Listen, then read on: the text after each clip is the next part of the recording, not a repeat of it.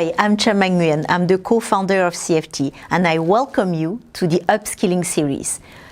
We all see the world going digital, rapidly transforming our lives, our jobs, and the way we live all together. In fact, the pandemic has only been a catalyst to this transformation, and it's up to us to adapt to this technology-driven world. So how do you adapt to these changes? How do you find talent for the roles that don't exist yet? Well, the Upskilling series aims to find its answers to all these questions by interviewing global experts, CEOs of Fintech startups, and thought leaders to shed some lights on the jobs of tomorrow in financial services and Fintech. Let's start with our next guest. Hello, Nathalie. How are you? I'm very good. It's nice to be here with you, Tram. Yes. Very nice. Likewise, so Nathalie Oestmann, COO at Curve. It's really good having you part of this series. And I'll start, how did you start your career and how did you get into Curve and why? Wow, you're asking me how I started my career because that's mean. It's a long time ago. But I will give you the whistle-stop tour. I started my career, I was an engineer by training, but I started my career in consulting because of the lure of a New York City office. So I started in New York as a boutique consultant. I did at one point go to a startup in my early career during the Internet 1.0 before the boom. I was in a digital agency. And then I went on to American Express, where I grew up in my career for 15 years across the US, France, and London, always in either regional or global roles. So it was a very good career at Amex and definitely made me a payments expert. Moving on from Amex, I went to Samsung Pay, where I headed up the launch of new technology, which is mobile payments in 2015. So I launched Samsung Pay across 6 markets in Europe. Then I moved back into a French company called Idemia, to do some digital identity strategy work before finding my way to Curve. Actually, Curve, which is a wallet proposition, all your cards in one, is a company I found when I was at Samsung Pay. I met the CEO and founder Shahar when I was at Samsung because Curve solved a problem that we had at Samsung with acceptance. And I'm really happy to say we have a partnership now with Samsung, and we've been able to finalize to help them with the problem I identified many years earlier. And so we were able to put that into a partnership together. So I've been at Curve for about 20 months now. We are a hyper growth scale up, and we've been doing a lot of great work across UK and Europe. And shortly we will be launching in the US in September. Okay, no, it's an amazing, inspiring journey. It's really, really inspiring. And how do you personally acquire new skill or upskill yourself? I've always been somebody who's changed jobs a lot. Amex, as a company, encouraged you to switch jobs about every 2 years.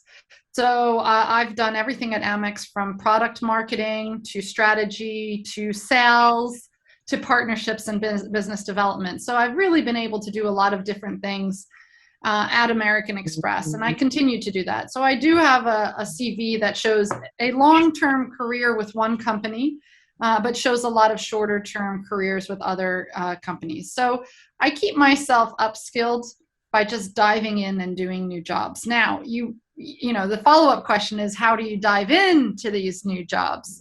And that is the difficult part. If you are coming from a traditional company and you want to move into fintech, the leap can be difficult, but it can be easily overcome by immersing yourself into what's happening in the fintech space.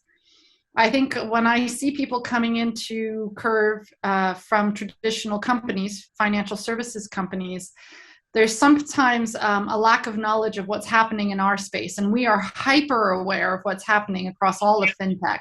So that knowledge is something that's really important. Reading about it, just general curiosity can help with that.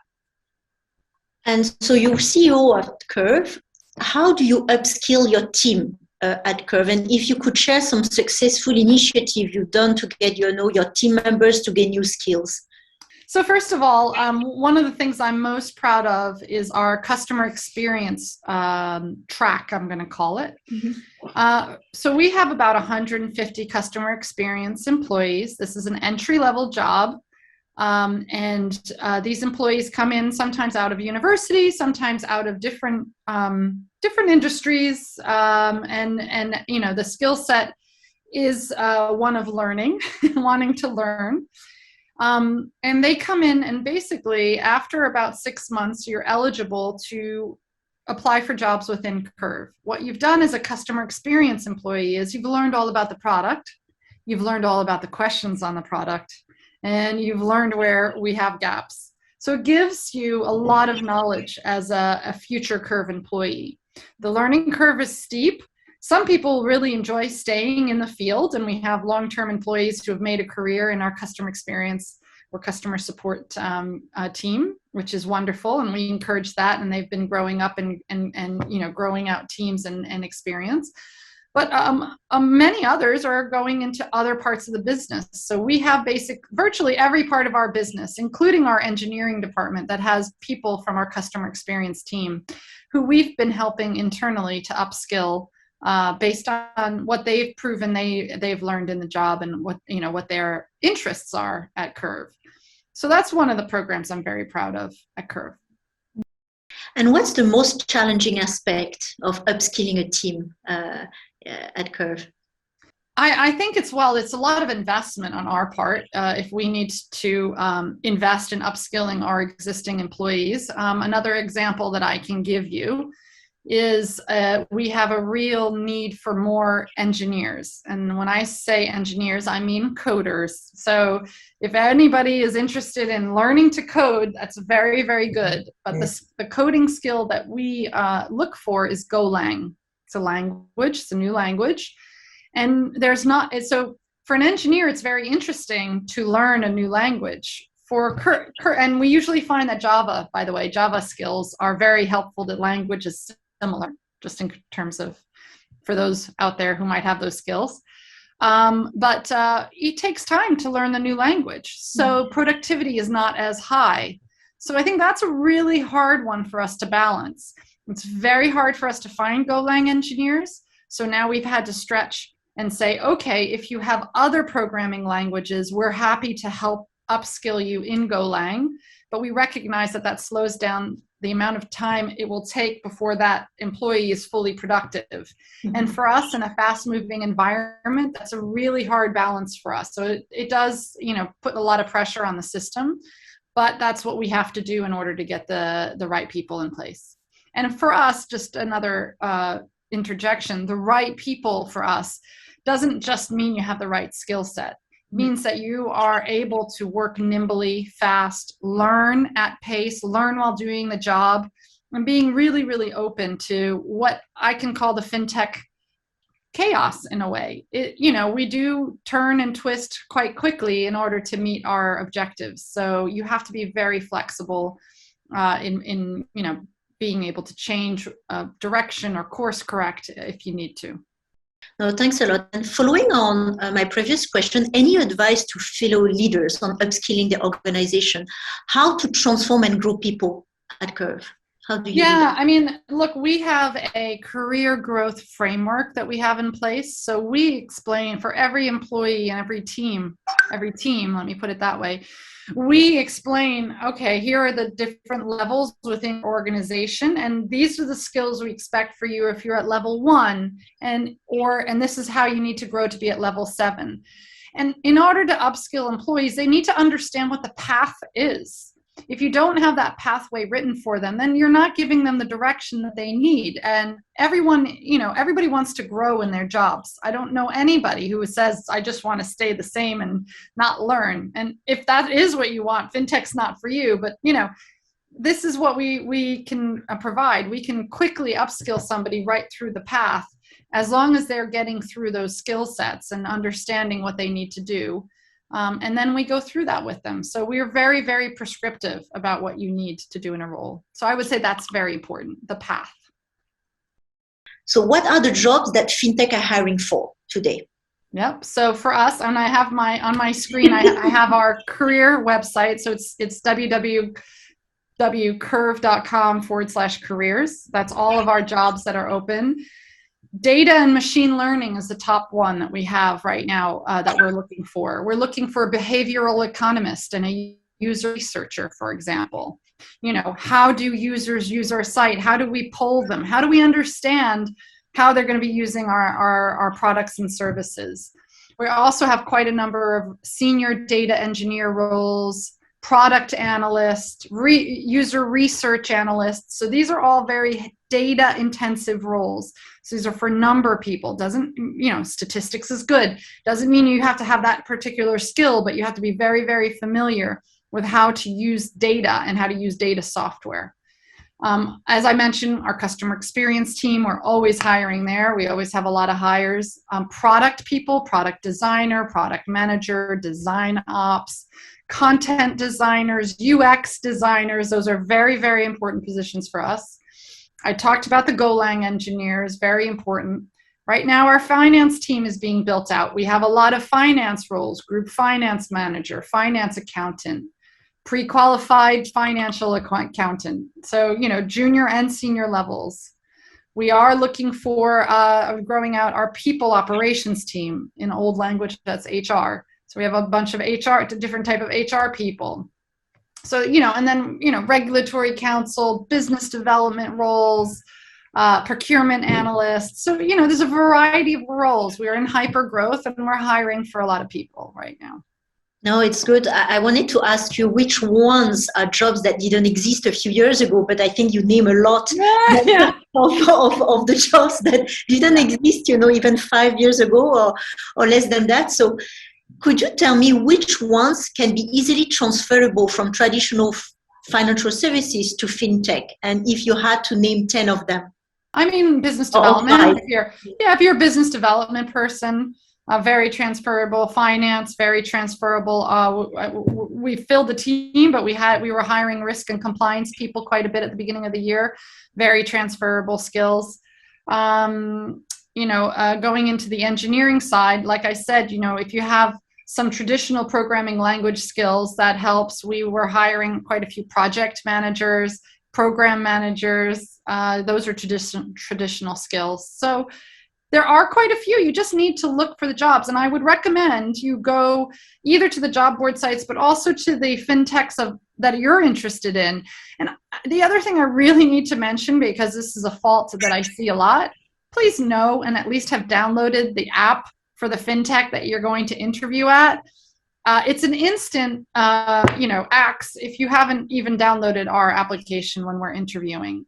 We really feel strongly that people need to understand the product that they're, you know, wanting to apply for and work at. So I would also recommend that strongly.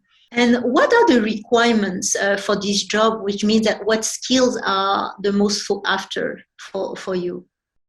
I mean, it's problem solving. It's a resilience, you know, showing the resilience. This is one that's a bit difficult. You know, once you're in it, you have an instant badge on your shoulder that says, I've been there. I know what the environment's like. Now,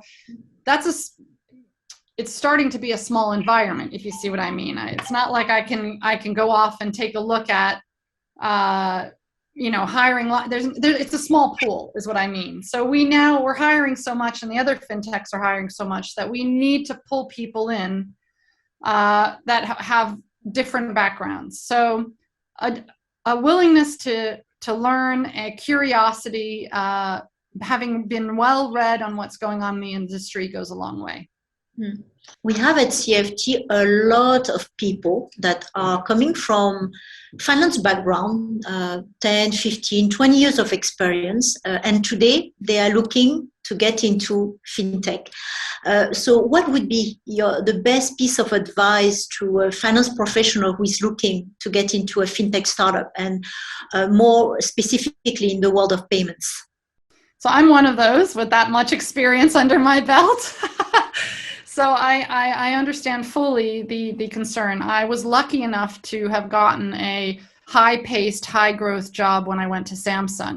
So I earned my you know, as I said, my badge. And so, you know, there was a realization I could do it. If you are unable to get that kind of job, I would recommend to potentially contract work. There's always that ability, you know, rather than a full-time employment, of saying, I'm open to contract. Let's try before you buy.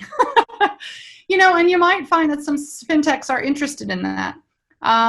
But yeah, you know, it can be difficult because I don't want to be discouraging, because it's not impossible at all. We've hired a lot of very traditional finance people, but you really need to show that you're very interested in the fintech space and that you understand it, and you need to interview people. I mean, I personally networked a lot to understand what was happening in the space, and became quite well known in the space even before I entered. So you have to do a little bit more work to earn the badge. So you're looking for people. So people will get into your website, you know, at Curve, you know, to look for all the jobs available. What would be your message to our global audience today? You know, being, you know, someone that leads, you know, the world of payments, what would be your main message? If you want to get into fintech, you need to start being in our world. So follow the Twitter feeds, get onto LinkedIn. You can LinkedIn with me on LinkedIn. I comment a lot. I'm very active there. You know, start to read a lot, you know which companies you're interested in, get to know them really, really well, watch their videos, like just immerse yourself into the world that we're living every day. Just going in for the interviews based on your skill set isn't enough, because it's really a different world that we're living in, and you need to understand it first in order to be credible when you're interviewing. Thanks a lot, Nathalie. I know you're doing a lot for the industry, always very positive and showing, you know, leading the way. So thanks for the work that you're doing, and connect with Nathalie on LinkedIn. Because she's really, really good and really, really inspiring and knowledgeable in the world of fintech and payments. Thanks a lot, Nathalie, for joining us, and hope to see you very soon in London. Yes, you will. All right, thank you. Thanks, bye. Thank you for watching. I hope you've learned a lot. I'm already looking forward to the next interview. In the meantime, if you wish to learn more about the new world of finance, I invite you to check our previous videos, where we welcome many guest experts to share their views. You can check out CFT's blog and articles to learn more and start your fintech journey. If you'd like to go further, you can acquire the basics in fintech, AI or open banking under 40 minutes with our free masterclasses from our experts. You can find all this information in the description below. Again, thank you for being with us today, and see you for the next interview.